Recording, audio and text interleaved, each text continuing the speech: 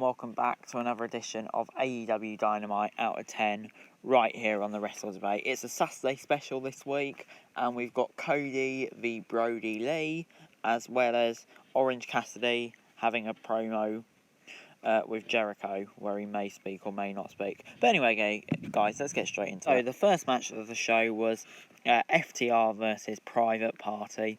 FTR started strong, isolating Mark Quinn. Quinn briefly broke free, however the FTR traded tags and got back in control. Quinn finally tagged in Cassidy, who came in off the hot tag. Cassidy looked in good touch, but almost got rolled up. Cash nailed Harwood with a picture-perfect spine buster.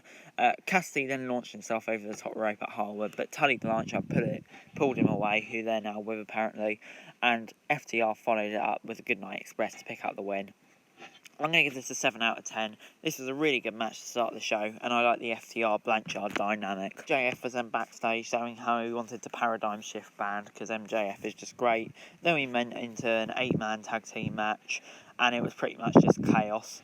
Dustin Rhodes looked in great touch and he laid into Butcher and the Blade, but soon got cut off from his teammates. Things broke down when Luchasaurus tagged in and cleaned house. We saw Jungle Boy hit a couple of stunning dives.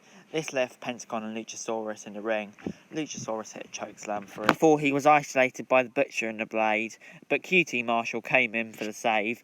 Pentagon and the Blade then got into an argument after the match had finished when Dustin Rhodes pinned Phoenix for the win. That prompted Eddie Kingston to come out, and he formed a faction with the Lucha Bros and the Butcher and the Blades. This gets a 6.75 out of 10 for me. Really good segment, and I'm glad to see Eddie Kingston back in TV. Freshly squeezed Orange Cassidy came to the ring with the Best Friends after the win against Jericho.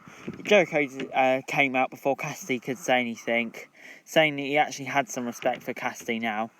Jericho added that both men had one win each, so they wanted to have a Minnesota Mayhem match at All Out. The Inner Circle then made their way out to ringside with Orange Cassidy and Best Friends, and then Jericho told them to round the ring.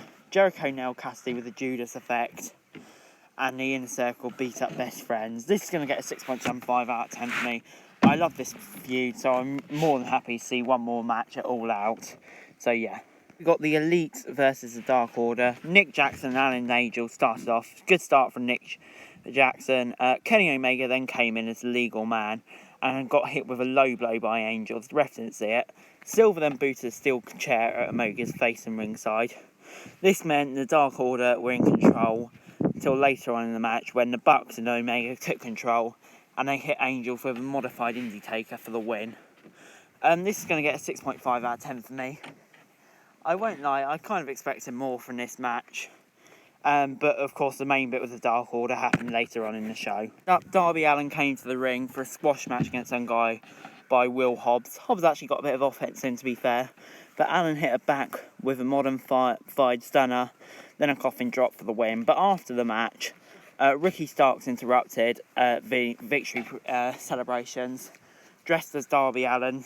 Taz mocked him before Brian Cage blindsided him with the FTW World title. This is going to get a 6.5 out of 10 for me. Good to see this feud continuing. I like it and I'm interested to see where it goes. Next up, it was the final of the women's tag tournament between Nightmare Sisters and, what are their names? Ivelisse and Diamante. Diamante and Ivelisse made a solid start, using their experience, their advantage, before Brandy tagged in and hit Diamante with a pump kick. Ali and Diamante were legal competitors when Diamante hit a nasty forearm into Ivelisse. QT Marshall then got involved and Brandy Rose got dumped into her. The finish came when Ivelisse sent her foot first into the mat kick for the win. I'm going to give this a 6 out of 10 to be honest. I found this a bit boring, I'm not going to lie. And it wasn't that great, and yeah, I just don't think this tag team tournament's great, if I'm being really critical of AEW. In our main event, Cody took on Brodie Lee for the TNT title. Brodie Lee was in a nasty mood, taking the fight to Cody from the get-go. Despite Cody's flurry of early strikes, Lee was on top. He followed it up with multiple powerbombs and a discus lariat to win the TNT title in quick fashion. Wow.